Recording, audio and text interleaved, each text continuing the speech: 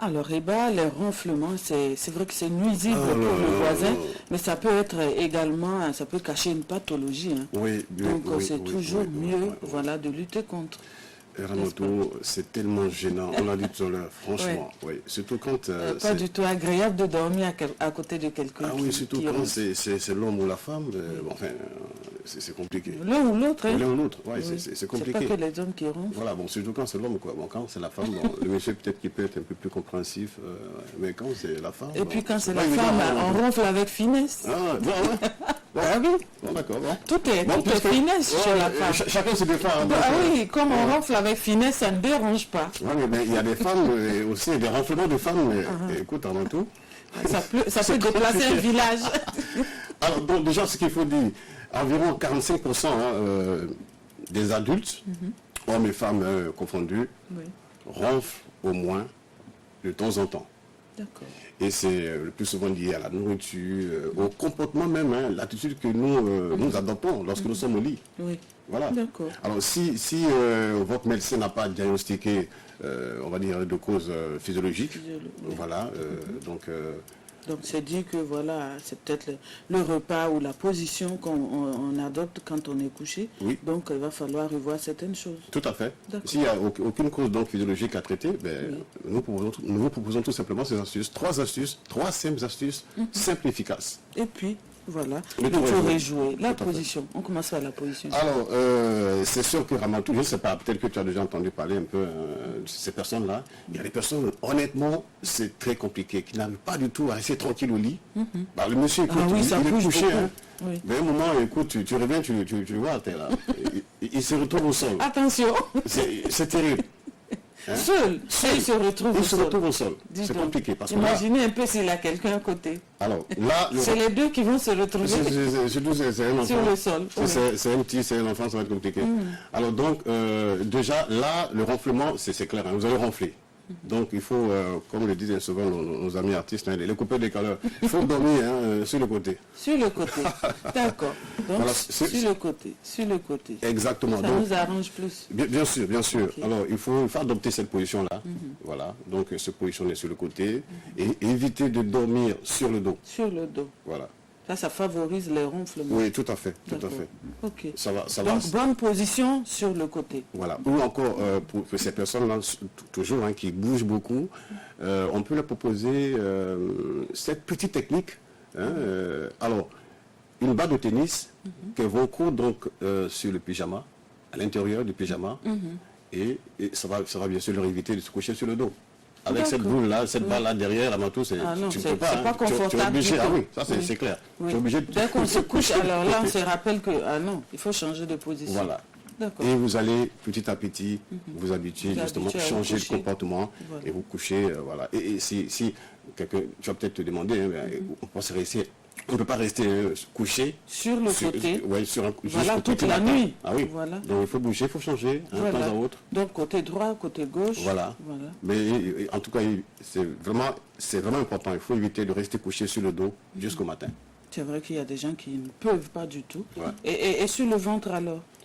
Non, c'est... Là également, c'est pas conseillé? Non, sur le ventre, non. Sur le ventre, à moins que vous ayez peut-être un souci, un petit souci de santé. De santé. Voilà. Sinon, ce qui est vraiment conseillé, c'est sur le côté. Sur le côté. Vous voulez chanter un peu la chanson, hein? Attention, on risque de dire aile de pigeon. Alors donc, il va falloir revoir aussi pour la boisson et la nourriture. Ah oui, ça c'est... Tout à l'heure, j'en ai parlé. Donc, il faut éviter les produits laitiers au moins 2 heures avant d'aller au lit. Ok. Produits laitiers, lait de soja et autres. Oui, le fromage. C'est à éviter, tout à fait. Et 2 heures avant d'aller au lit, voilà, il faut éviter de les prendre. Et éviter aussi de manger lourd la nuit. D'accord. C'est difficile hein, pour certains. Hein. Le gars, il a bien mangé à midi, mais même la nuit, écoute, 2 heures avant qu'il aille au lit, il veut encore terminer un beau plat là, bien plein. De thau, avec du boulevard à côté. Alors ça, c'est à éviter. Il faut manger léger. Ok. Ça va permettre de bien dormir et de ne pas ronfler. Tout simplement, jusqu'au petit matin. Ne pas déranger madame. Donc, pas de repas très lourd le soir. Le soir. Il faut éviter cela, cette attitude. D'accord. C'est noté. Alors donc, au niveau du nez aussi, hein? Voilà, tout à fait. La congestion nasale liée au rhume, hein, tu sais, quand on a enrhumé, le ronflement, tout de suite, il est là. Hein. Ah oui. Voilà. Et donc, avant d'aller au lit, ben, il faut tout se prendre, demander à madame. Bon, un peu de beurre de karité. si c'est... Madame peut aussi, pourquoi pas. Mais c'est plus chauffer de l'eau pour madame. Il n'y a aucun souci. Oui, voilà. Pourquoi pas. Voilà. Lavez-vous, prenez une bonne douche d'eau chaude avant d'aller au lit. Ok.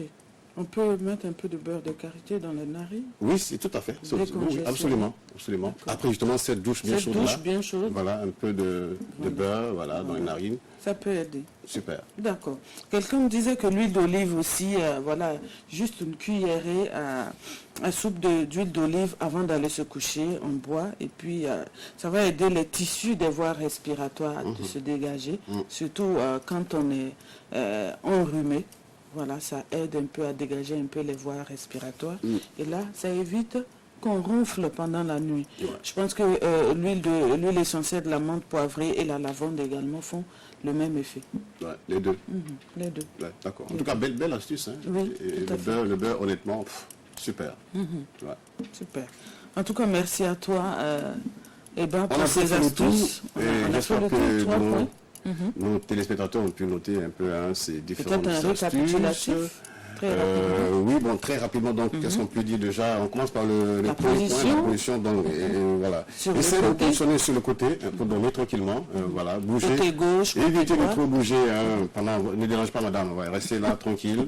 Juste les deux côtés. Oui. Voilà. Jusqu'au petit matin. D'accord. Voilà. Et pour ceux-là qui aiment se coucher, qui ont pris pour habitude de se coucher sur le dos, eh bien, l'astuce, il faut couler une balle de tennis à l'arrière donc du pyjama. Du pyjama. Exactement. Oui. Et ça reste là, attention, bien cousu, hein, ça ne bouge pas. Oui. Voilà, vous gardez ce pyjama ainsi toutes les nuits, toujours. Et c'est sûr que bon, au bout de peut-être de 3, 4 semaines, enfin 4 mois, ça va changer. Vous allez enlever justement cette balle à la jeter. C'est sûr.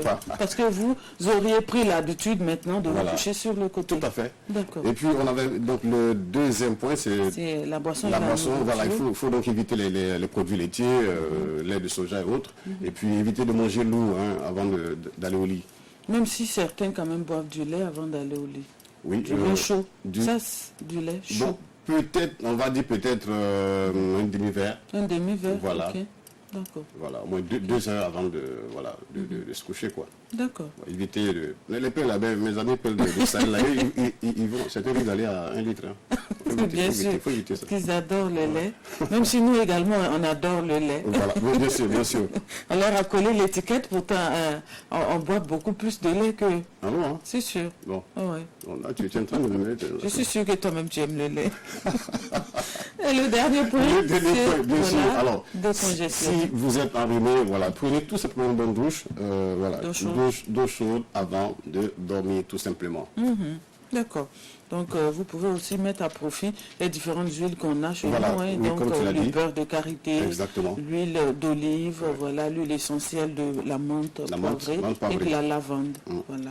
Là également, ça peut aider à décongestionner, dégager un peu les voies respiratoires et on dort paisiblement. Voilà. Sans bruit. Sur le côté, sans bruit. Voilà.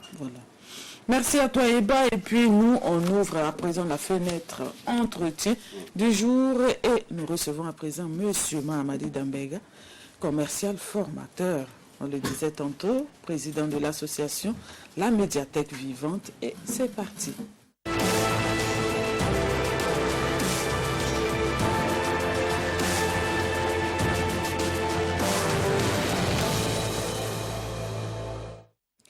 Alors donc, nous sommes en compagnie de M. Mahamadi Dambega. Bonjour, M. Dambega. Bonjour.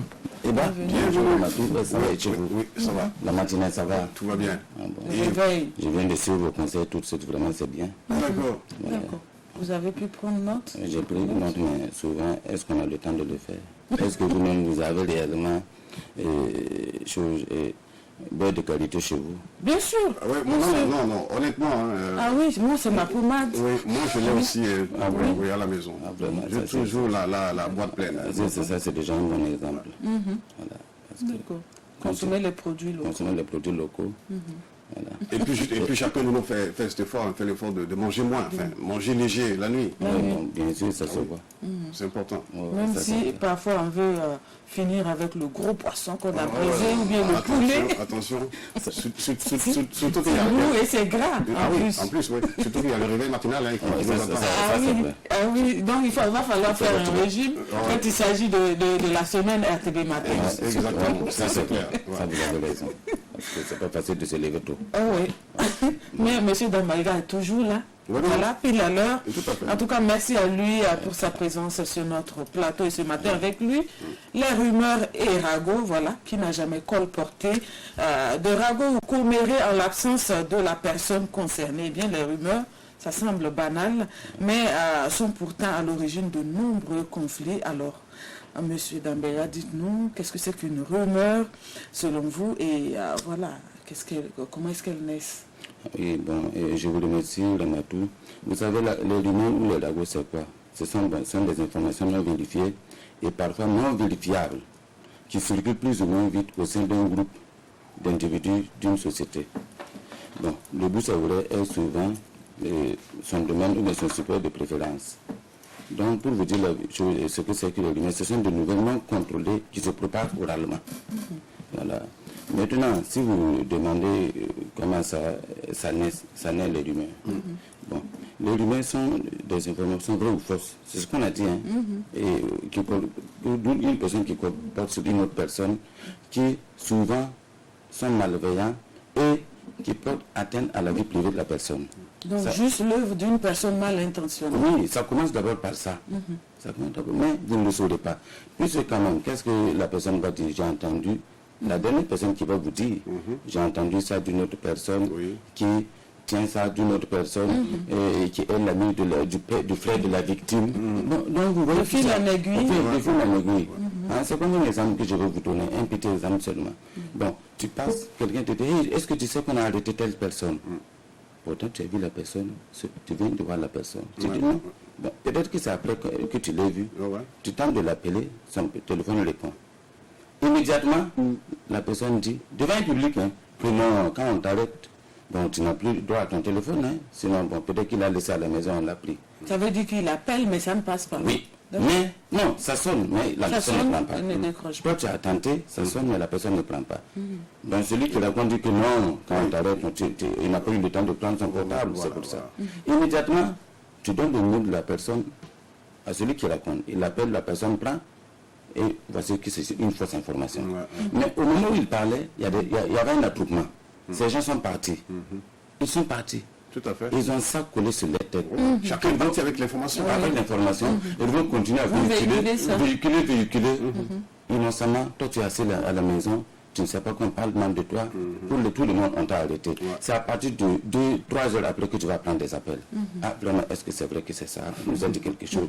Et toi-même, tu es innocent, tu ne sais rien. C'est lorsque l'information va être véhiculée jusqu'à ce que ça atteigne peut-être un proche qui va décider de vous appeler directement ou d'aller vous voir. Voilà, parce qu'un vrai ami, c'est quoi? Un vrai ami va droit au but, va à la source.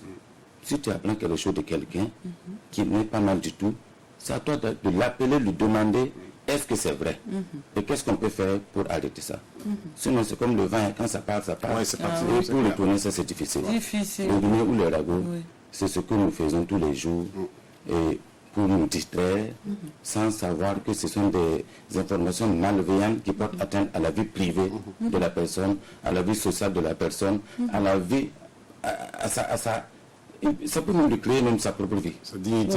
Sa dignité. Tout à fait. Ça porte un gros coup. Un gros coup pour la façon personne. dont ça bien se sûr. propage. Bon, si on parle d'une personne, c'est encore chose. Bon, d'une société même. Société. Imaginez-vous, on dit que telle société vend des produits avariés. Illicite Illicite ou avariés. Ouais. Une seule personne qui véhicule ça, il faut qu'on vérifie.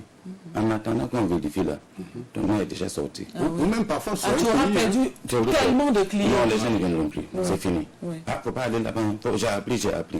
Et toi, innocemment, tu es assis. Peut-être c'est un concurrent. Ce qui est sûr, on a toujours dit que l'autre qui est sur l'arbre là, vous connaissez l'autre, non? La peau, il y a une peau. en forme d'un sac qu'on utilisait chez les grands-parents utilisaient pour amener de l'eau, de l'eau. L'autre qui est sur l'arbre là, il y a un trou en bas. On dit que quand il y a l'autre qui est sur l'arbre, il faut savoir qu'il y a un trou en bas. S'il y a des il y a toujours un trou. On dit que souvent de fumée sans feu. Je suis d'accord, mais ce n'est pas ce que je vais définir. Je vais simplement dire que si vous voyez des rumeurs, c'est qu'il y a quelqu'un en bas qui est contre la personne et qui veut même détruire la personne moralement, physiquement, moralement. Mais souvent, il y a quand même des rumeurs qui sont vérifiées, qui sont vraies. Bon, oui, bon, si elle est vraie, bon, ça c'est... Et la personne, surtout si elle est vraie, et elle n'est pas du tout bien pour la personne, bon, ça, il y a une différence entre le commérage et de l'autre côté, ce que vous venez de dire. Mais s'il arrivait que ça soit comme ça, on appelle ça la médisance. Voilà. C'est pas à toi de colporter ça, parce que c'est une mauvaise chose pour la personne, ça peut t'arriver aussi. On a toujours dit, ce que tu dis de quelqu'un de mauvais, qui font lire les gens, si c'est le même problème t'arrive, tu vas pleurer. Voilà, il y a une citation qui dit ça. Donc faisons attention à ce que nous véhiculons. Faisons attention à ce que nous disons du mal des gens, parce que ça peut te devenir. D'accord. Alors, ça peut être effectivement un boomerang. Oui. Ah oui, tout à fait. Effet boomerang, c'est vrai. Surtout quand c'est un restaurant. Ça nous revient à la figure. Un restaurant, par exemple. Voilà, c'est compliqué. Donc ça, c'est vrai. Surtout c'est un restaurant. Ça, c'est vrai. Moi, ce que j'aimerais savoir, en entreprise, quelles peuvent être les conséquences, justement, dans ce milieu, au niveau même du personnel? Voilà, surtout au niveau du personnel. Parce qu'on est dans une société, on travaille en équipe, en groupe, ensemble, et par la suite, il y a une rumeur qui court sur une personne, voilà, ou peut-être sur la méthode de travail. Qu'est-ce que ça peut avoir comme conséquence pour l'entreprise? Une entreprise qui passe son temps à des gens qui propagent des rumeurs non fondées, cette entreprise-là ne peut pas vivre. Parce que tous les jours, l'entreprise aura des problèmes. Et ce sont ces problèmes qui font tomber une entreprise, qui détruisent même. Entreprise détruire, c'est quoi?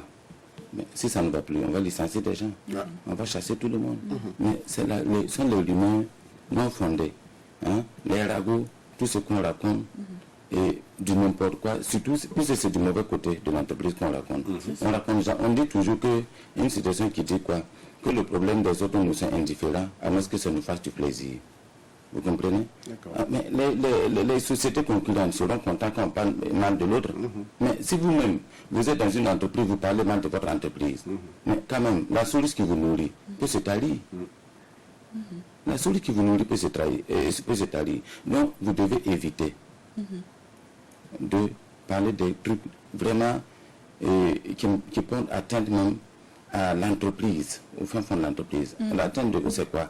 Une entreprise qui marche et qui subitement, on dit que c'est à cause de ça ou bien telle personne a fait ça, le directeur n'est pas bon, surtout le haut responsable, il a fait ça pas bon. Pourtant, c'est du faux. Il y a quelqu'un en bas. Il est très mauvais. Mais M. Dambega, ça peut être du vrai aussi. Oui, ça peut être du vrai, possible, tout à fait. Mais c'est peut-être comment réagir face à justement à la rumeur, ou bien qu'est-ce qu'il faut faire concrètement. Voilà. Merci. De ne pas peut-être même si vous dites que ça propager peut être du vrai, je suis d'accord avec vous. Essayez d'oublier le mot ça peut être du vrai là. Pourquoi tu le rapportes? C'est ça que j'ai dit, c'est la médisance. Le mauvais côté. Surtout que c'est parfois exagéré. Exagéré, oui.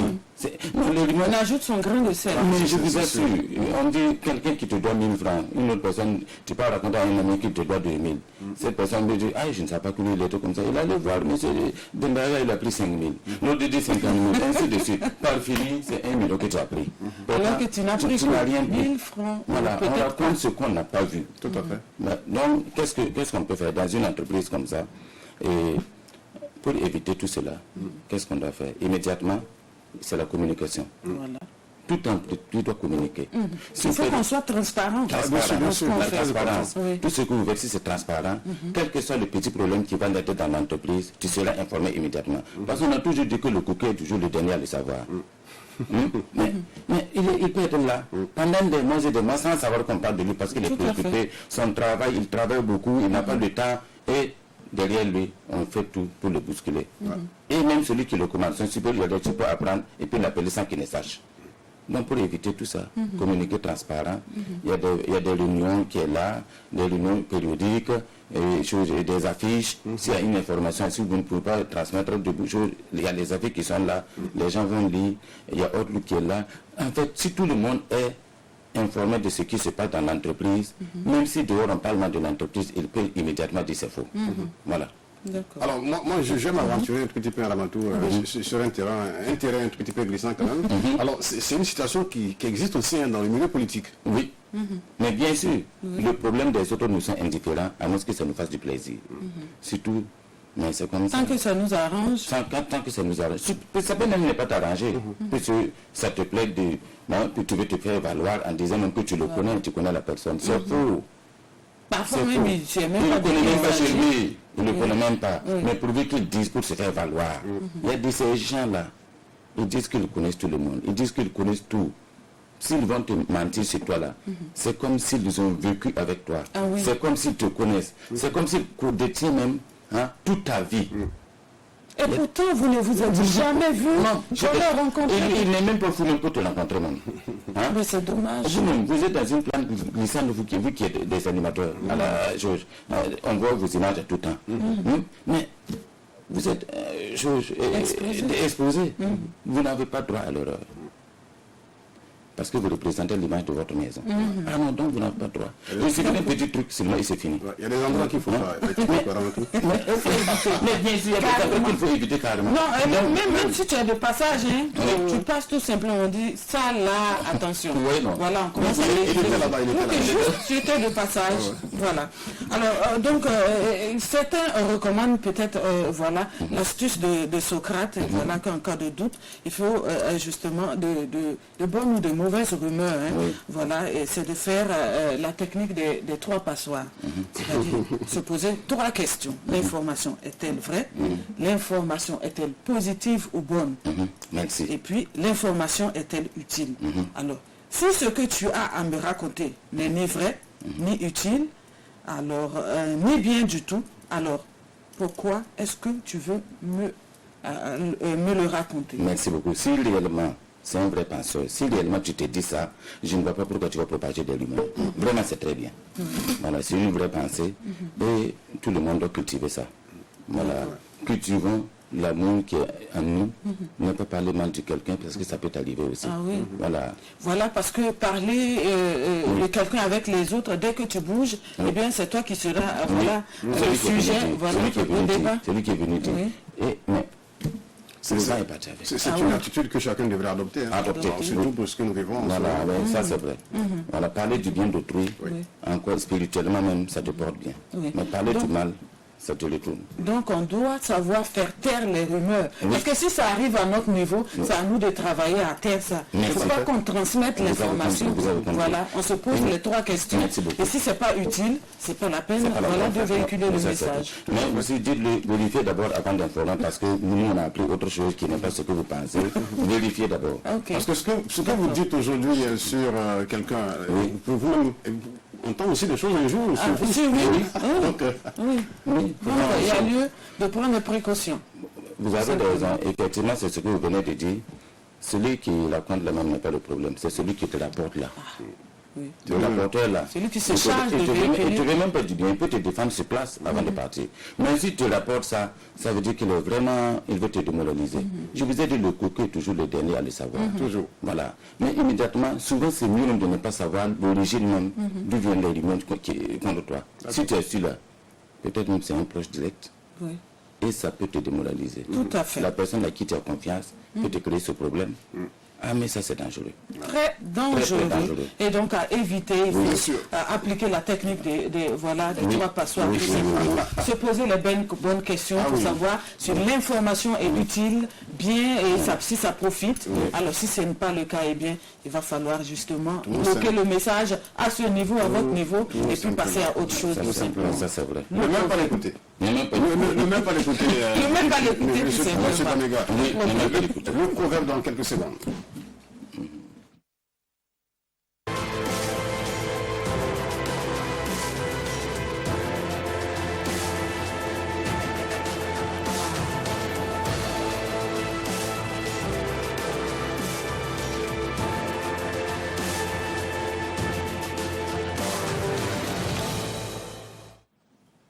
Alors, qu'est-ce qu'il dit ton proverbe ce matin? Alors, seuls ceux qui se risqueront à peut-être aller trop loin seront jusqu'où il est possible d'aller. Il va peut-être s'afficher dans un instant. Donc, seuls ceux qui se risqueront à peut-être aller trop loin seront jusqu'où il est possible d'aller. Dites-nous, M. Dambega. Et moi, je définis ça par quoi? Vous avez la persévérance. Dans la vie, là, il y en a qui, chaque fois quand ils ont un projet, hésitent. D'accord. Hésitent dans tes plans de projet. Ils ne sont pas confiants. Voilà, il faut avoir le courage de commencer. Et si tu commences, tu vas voir ton chemin.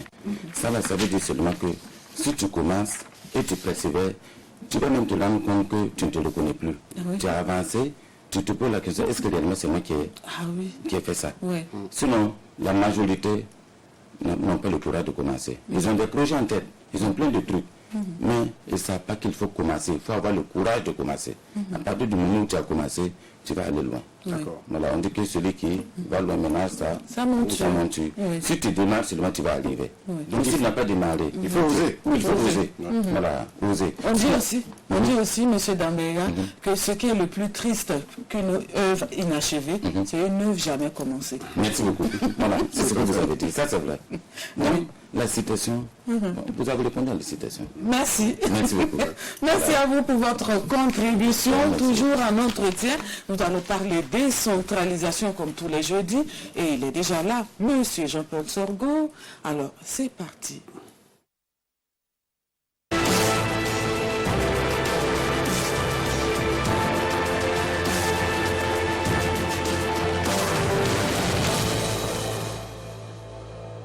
Bonjour Monsieur Sorgho. Bonjour. Bienvenue. Bonjour Ramatou. Bonjour Eva. Oui, mais Elie Ramatou, regarde. Comment on l'appelle affectueusement Monsieur Décentralisation. Monsieur Décentralisation. Oui, comment allez-vous? Très bien. Ça fait plaisir de vous retrouver ce matin. Le plaisir aussi est partagé. Absolument. Oui. Oui. Et rappelons qu'il est psychologue, consultant décentralisation. Oui, et bien sûr, cette association dont il préside, l'association Pour le développement des communes rurales. rurale, la décor. C'est ça. Et c'est pas C'est la bien? même Très bien. On est en pleine activité. activité. Oui, super. Oui. En tout cas, bravo. Merci. Et merci pour ce que vous faites et merci d'être là ce matin encore pour nous éclairer par rapport à la question de la citoyenneté et le développement local. C'est ça. Dites-nous, Oui. qu'est-ce que c'est pour commencer la Ok. citoyenneté? Ok. Effectivement, il faut d'abord situer le contexte de cette thématique-là, Tout à qui fait. va vraiment être développée, parce que quand on prend justement le Burkina Faso, qui est subdivisé en communautés de communes, donc c'est la communalisation intégrale, hein. Tout à fait. Tout le territoire, là où tu y es, tu vas aller trouver que vous êtes sur un territoire qui est une commune ou une région. Donc dans ce contexte-là, de plus en plus, les citoyens sont appelés à exercer leurs droits, mais leurs devoirs. Oui. Voilà. Donc, en fait, la citoyenneté, c'est l'exercice justement de ces droits et de ces devoirs-là vis-à-vis des citoyens entre eux, vis-à-vis du citoyen avec l'État, vis-à-vis du citoyen avec les autres services de l'État, et cela au regard de la loi.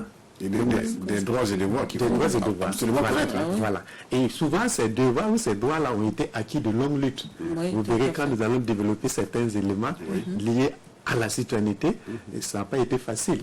Et, par exemple, la liberté de presse, Ah oui, tout à fait. liberté d'opinion. Le combat, bien sûr. Voilà. Lutte Voilà. âpre, Lutte ardue et à la Et fin, souvent voilà. sanglant. Parce que Sanglant, ah oui, tout à fait. certains des confrères ont payé de leur vie parce qu'ils voulaient vraiment que cette liberté d'opinion-là soit vraiment une réalité Réalité, bien dans sûr. notre pays. Ouais. Donc tout ça, ça fait partie de l'effet de citoyenneté. Et c'est cette expression de ces droits-là, de ces acquis-là, qui sont reconnus ou non, aux ressortissants d'un État ou d'une collectivité territoriale donnée. Voilà. D'accord. Donc au Burkina, nous sommes tous des citoyens. Du Burkina Faso. Alors, on va peut-être parler des conditions d'exercice de Oui. La Oui. citoyenneté. Oui. Alors, donc, dans le cadre de la communalisation intégrale, on peut dire que tout Burkinabé est citoyen dans sa commune aussi, puisque l'État étant l'ensemble et la collectivité étant une subdivision de l'État. Donc, vous êtes dans un petit ensemble qui est englobé dans le gros ensemble qui est notre pays. Voilà. Donc, quand on parle maintenant des conditions d'exercice de cette citoyenneté, il faut dire qu'il y a trois conditions. Il y a trois conditions et il y a aussi deux types de citoyenneté. La citoyenneté, vous pouvez l'avoir d'origine, né de père et de mère burkinabé. Voilà, donc vous êtes originellement burkinabé parce que vos parents ont acquis justement cette citoyenneté de par leur naissance sur le territoire du Burkina Faso. Voilà. Mais vous pouvez aussi bénéficier de cette citoyenneté, ce qu'on appelle la citoyenneté acquise. Vous êtes un étranger qui n'est pas burkinabé, vous n'êtes pas né de Burkina, de parents burkinabés, mais habitant ou résident au Burkina Faso, au bout d'un certain nombre d'années, pouvez faire valoir justement une demande auprès du chef de l'État pour dire désormais je voudrais, en tant qu'Ivoirien par exemple, on va voir le traité, voilà, tout de suite. Voilà. Il y a des Ivoiriens qui se sont naturalisés burkinabés, et là il y a un décret du président du Faso qui vous dit bon, au regard de votre demande, au regard de votre compétence, au regard de votre volonté, selon ce que la loi a mis comme conditions, voilà, comme c'est le cas de certains Burkinabés aussi qui sont naturalisés. Voilà. Donc vous pouvez avoir cette nationalité et cette citoyenneté-là acquise, de part aussi le fait même que vous résidez dans le pays. Alors maintenant, il y a 3 conditions. Donc il y a la première condition, c'est ce que nous appelons le premier, la nationalité. Donc vous pouvez exercer votre citoyenneté en tant qu'un citoyen de la nation, de la communauté du Burkina Faso. Et cette nationalité, c'est, comme on dit, c'est une communauté territoriale. Donc vous êtes né dans un territoire, de par le fait que vous êtes né sur ce Burkina Faso, de parents et de mères burkinabés, vous avez la citoyenneté burkinabé. Voilà. Le deuxièmement, c'est que lorsque vous participez, pour exercer justement cette citoyenneté, il faut que vous participez aux activités politiques de développement du pays. Donc pour exercer vos droits de citoyen, il faut que vous participez. Donc vous ne pouvez pas de fait dire bon je suis né burkinabé, ça ne suffit pas. Vous êtes né burkinabé, est-ce que vous votez? Voilà, vous exercez votre droit de vote, puisque le Burkina est régi, il est gouverné par des citoyens qui ont été élus par voilà, et qui ont mis des institutions telles que la présidence du Faso, l'Assemblée nationale, les communes, etc. Et c'est par voie de vote. Est-ce que vous avez exercé vos droits de vote? Tant qu'on a l'âge, voilà, il faut qu'on aille le faire. Et là, c'est ça, cet écrit aussi qui fait que vous êtes citoyen. Puisque si vous êtes citoyen, vous ne participez pas au choix des dirigeants de cette nation. Vous ne pourrez pas vous plaindre plus tard. Absolument. C'est sûr. Voilà, donc il y a un manque. Donc ça, c'est la deuxième condition. Donc il faut qu'il y ait cela. Il y a ce qu'on appelle aussi l'exercice aussi des devoirs. Vous avez des devoirs. Des devoirs vous avez des devoirs aussi. Il faut insister sur ça. Parce qu'on chante tout le temps, je connais mes droits, je connais mes droits. Alors que, on oublie qu'on a des devoirs. On a des devoirs. Donc l'exercice de la citoyenneté aussi nécessite que vous connaissez vos devoirs. Exactement. Vos devoirs, c'est quoi? Ce sont des obligations que la loi vous impose. Voilà. Vis-à-vis de vous-même, mais vis-à-vis aussi des autres citoyens et vis-à-vis aussi des organes législatifs du pays, vis-à-vis de la loi du pays. Donc voilà un peu les 3 stades où la citoyenneté doit s'exercer. Voilà. On fait un petit scoop au niveau de la décentralisation. Alors, vous voyez, l'exercice de ces droits-là va s'exercer sur tout le Burkina Faso. Ça veut dire que vous soyez à Karankasso, Vigué, à Tongomaël, vous êtes citoyen burkinabé. De par les 3 conditions que nous voulons d'exercer, parce que ça s'applique actuellement dans notre pays. Puisque dans notre pays, nous sommes en démocratie, on vous reconnaît ces droits-là. Vous devez voter, vous êtes né burkinabé, on vous l'accorde. La nationalité, vous êtes burkinabé, on vous permet d'exercer aussi vos devoirs vis-à-vis de la nation burkinabé. Donc, dans le cadre de la communalisation intégrale, la commune aussi s'exerce sur vous, puisque c'est votre petit territoire à vous. Bien sûr.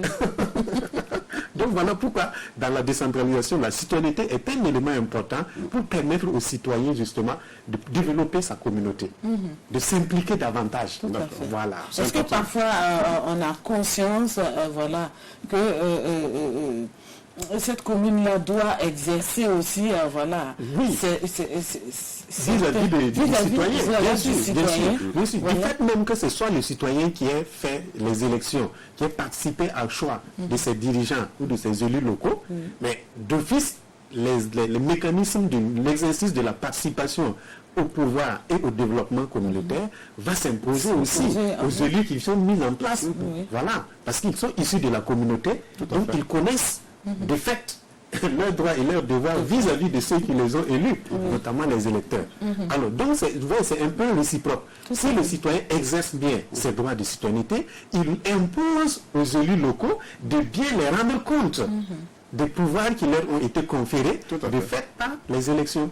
Voilà. Donc, ça veut dire que les élus locaux doivent maintenant rendre compte des pouvoirs qui les ont été conférés du fait du jeu démocratique qui les a mis en place.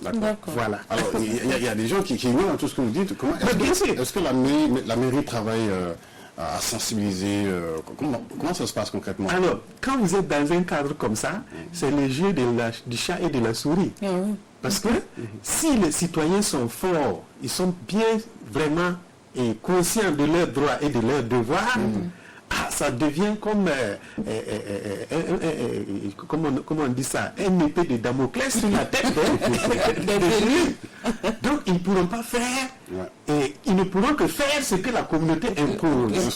Donc vous voyez, alors c'est aux citoyens justement de s'acquérir, parce que c'est toujours un combat. Donc on arrive par exemple à la démocratie participative, ça a été un combat, et souvent dans certaines localités, il y a toujours de la résistance. On veut toujours choisir, imposer. On ne laisse même pas les...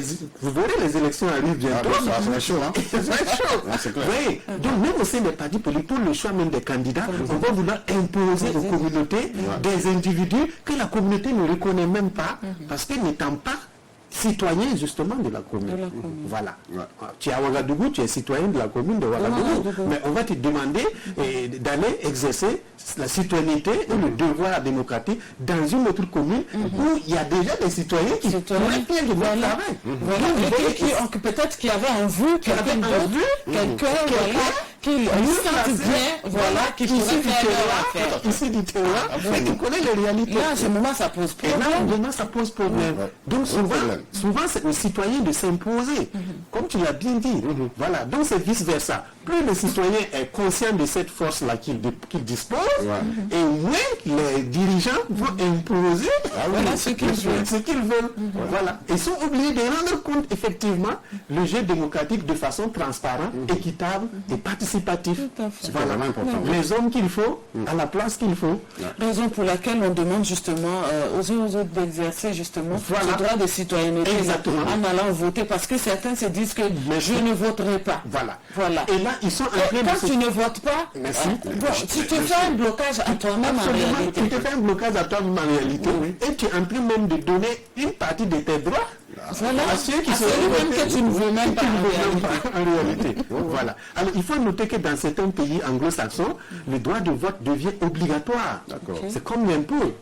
Voilà. Puisque celui qui va voter, c'est lui qui va aller gérer tes impôts. Vous voyez, c'est quand même bizarre. Toi, tu n'as pas voté, mais le budget là, c'est lui qui va gérer. Et c'est ce que tu as payé. Où que tu sois, et c'est lui qui va gérer ça. Donc c'est un peu paradoxal. Tu vas choisir. C'est mieux de choisir quelqu'un qui va aller gérer ce que tu lui donnes. Que de ne pas le choisir, mais malgré tout ce que tu vas gérer ce que tu donnes. Dans tous les cas, ta voix peut compter. Ça va changer les choses. Bien sûr. Voilà. C'est que parfois on n'a pas conscience de tout cela, on ne maîtrise pas les tenants et les aboutissants. Et puis bon, on s'est fait tirer soi-même une balle dans la pied. Nous sommes rigoler un tout petit peu. Bon, il y a nos amis, les conseillers là, souvent ils exagèrent. Les conseillers. Alors, les conseillers n'exagèrent pas. Souvent, j'ai l'impression de dire que chaque commune mérite ses conseillers. Voilà. C'est ça, chaque commune mérite ses dirigeants. Voilà. Si vous avez affaire à une population qui ne sait pas les droits et les devoirs du conseiller, le conseiller va faire la même. Il fait la pluie, le beau temps et puis Ah oui, tout à fait. Voilà. Et il passe son chemin. Il passe son chemin. Et il va encore rebeloter le mandat prochain.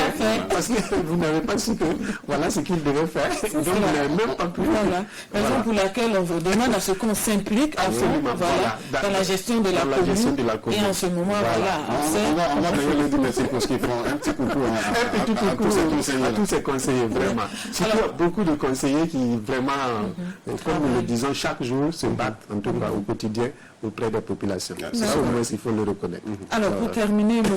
Sorgho, voilà, quels peuvent être les droits du citoyen dans la commune? Ok, alors donc ça c'est très bien, parce que le premier élément qu'il faut voir ici, c'est l'égale participation à la vie sociale, économique, culturelle et choses oui, culturelles et sociales et économiques. Ça veut dire que toi, Eba, toi, Ramatou, dans la commune, nous avons les mêmes devoirs. C'est-à-dire qu'il n'y a pas de plus, un citoyen n'est pas plus qu'un autre citoyen dans la participation à la vie sociale, à la vie économique, à la vie culturelle. Et bien, Anthony, Ramatou et Yako, voilà. Même droit, même devoir Ouais. vis-à-vis de la population. Ce n'est pas parce que Non. X a... Non, c'est pas parce que je suis conseiller cravaté. Non, le grand frère ministre, quelque part. Même si vous êtes conseiller ministre, si vous arrivez au niveau de la commune, vous êtes conseiller. Voilà, vous enlevez le caractère, la casquette de ministre, vous posez, et devant la loi, vous êtes égale participation. Donc ce que vous dites peut être combattu, débattu au sein du conseil municipal. Beaucoup de gens ne le savent pas. Mais dès que vous êtes élu sur cette bannière-là, vous avez cette égale participation. D'accord. Voilà. Mais si Ramatou a migré de Yako à Toné, est-ce qu'elle a, dans cette commune-là, Oui. et si elle y réside, Si elle est élue, si elle réside, si elle est élue, elle est conseillère municipale, pas de problème. D'accord. Natif comme... ce qu'on a- Attention. Oui, bien sûr. Oui, parce que souvent on voit des levées de boucliers. Voilà, elle est venue d'ailleurs. Elle est venue d'ailleurs. Non, ce n'est pas normal. Non. Au regard de la loi, lorsque vous avez le suffrage des populations, vous avez le choix, vos mandats ont été validés, pas de problème. D'accord. Voilà. Que vous soyez blanc ou noir, rouge ou vert, jaune, ouais. c'est fini. Merci pour l'info. Ah oui, c'est bon. Non, nos amis de Doré, là, j'arrive. Absolument, oui. Voilà. Alors, il y a une anecdote là, entre la plaisanterie Samo et Moussi. Donc, vous savez que dans le pays Samo, là, il y a plein de Moussi qui ont migré là-bas pour cultiver la vallée du Sourou. Alors, quand ils gagnent la mairie, ils veulent se faire comme dans la parenté plaisanterie, les chefs des Samo. Ah non, c'est pas comme ça. Attention. On a migré, c'est nous qui faisons. C'est commune, Samo, là. Non, devant la loi, au niveau du conseil municipal, un conseiller Samo égale à un conseiller Moussi. Je sens qu'il y a quelqu'un derrière la baie vitrée qui se marre. C'est clair. Ça, c'est sûr. Alors, donc, cette parenthèse est en fait, il faut dire aussi que les conditions de participation, les principaux droits là aussi, parlent un peu des pouvoirs acquis reconnus par la loi. Donc, les mêmes pouvoirs sont reconnus par la loi, que vous soyez une commune du Sahel, une commune du centre-sud, etc. Voilà, ça, il faut le dire. Alors, il faut dire qu'il y a 3 catégories de droits. Nous allons le voir dans les émissions à venir. Et aujourd'hui, on va juste parler de 3 catégories, je vais vous les citer. Il y a des droits civils, des droits politiques et économiques. D'accord. Et il y a ce qu'on appelle les droits politiques et civils, et il y a les droits aussi liés justement à l'exercice même du pouvoir. Du pouvoir. Voilà. Okay. Voilà. Donc ce que nous allons voir ici, ce sont les droits civils. Je ne sais pas si le temps nous permet. Il nous reste qu'une seconde. Une seconde. Donc on va le laisser pour la fois prochaine. Mais c'est pour juste dire que dans l'exercice justement de ces droits-là, il faut s'adhérer que l'exercice doit être une réalité. Il n'y a pas de théâtre possible. Ah oui. Non. Quand vous exercez les droits, ils sont visibles. Ils sont visibles. C'est clair. Voilà. Si on prend par exemple un exemple, le droit à la vie, mais tout individu a droit à la vie. Qui qu'il soit. Qui qu'il soit et où qu'il soit. Sur le territoire de la commune ou du pays. Voilà. Le droit à la vie est sacré. Donc si ce droit-là est reconnu, il doit être exercé. On ne doit pas laisser d'autres gens tuer d'autres gens. Bien sûr. Voilà. Quel que soit leur rôle ou quel que soit leur pouvoir, que ce soit économique, ils peuvent pas s'arranger ce droit-là. C'est non, pas possible. dans l'exercice du pouvoir, dans l'exercice de la nationalité, dans l'exercice de la citoyenneté au Burkina Faso, ce droit-là a été reconnu. Ce droit-là doit s'appliquer. Il doit être vécu. Nécessaire. Voilà. Il y a des lois Bien sûr, de protection. bien sûr. Donc nous aurons l'occasion de parler de long, là.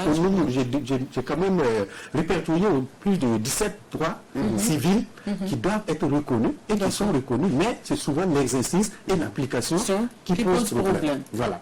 Tout simplement parce qu'il manque beaucoup de communication, de sensibilisation et de formation. D'accord. Voilà. Super. En tout cas, merci à vous, Monsieur Sorgo. Ce matin, on a encore été éclairé par rapport justement à cette question de citoyenneté. Bien sûr. C'est sûr que, il a dit, il a fait un gros coucou à ceux de Doré. Donc, préparez-vous et attendez qu'il arrive. Bien sûr. Je suis sûr que, voilà, ils vont bien se préparer. Donc, Doré, Papalé, Tamboumaya, le grand. Tout à fait. Absolument. Un coucou. Chacun doit se préparer pour 2020. Hein. Oui. Faut voter. Oui, mais pour les Attention. communales, c'est 2021. Bon, prépare-toi, Les j'arrive. communales, c'est 2021. Ah, maintenant, Voilà, c'est présidentiel et législatif qui est 2020. Voilà. Oui. En tout cas, merci à vous. Et puis, nous, on poursuit. On va faire la petite virgule pour retrouver Zombré qui a déjà pu glaner encore plus d'informations pour nous. Et donc, pour ceux-là qui viennent de nous prendre en marche, eh bien, installez-vous confortablement. On va aux infos.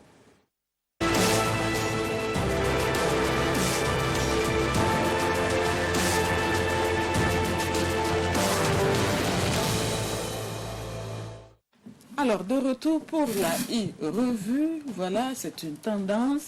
Oui. Voilà, et ça marche bien. Hein. On va dire. Ouais. On va le dire. Alors, Depuis quelque temps. dis-nous. Donc, on va repartir avec les journaux. Tout à fait. Et on en a 6. Conservateur, Citoyen, Le Quotidien, c'est bien Le fourni, Pays,